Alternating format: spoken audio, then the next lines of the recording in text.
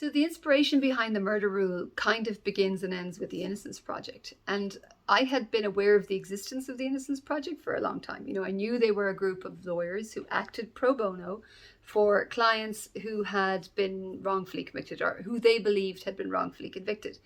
And I knew that they had had some really notable high-profile successes. You know, they had succeeded in freeing people who had spent, in some cases, decades in prison for crimes they hadn't committed.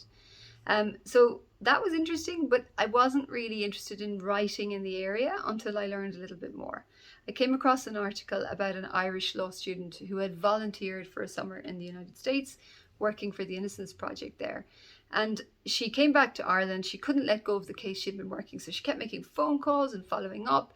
Eventually, she tracked down a detective who gave her some information that led her to some buried evidence that ultimately resulted in a man being freed from prison who'd spent more than 25 years there for a crime that he absolutely had not, committed.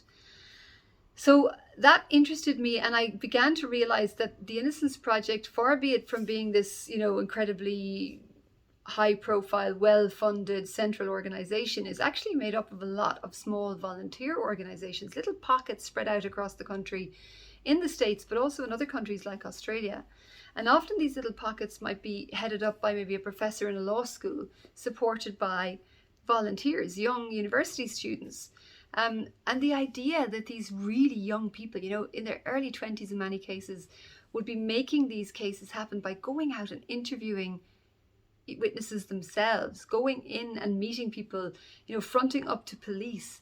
Like, I remember what it was like to be a young law student. I remember how scared I was of really basic things like going into court and making an application for a date for cross-examination. So the bravery of these young people in going out and doing this, and the difference that they're making, I just found it really inspiring and a really interesting area to work in.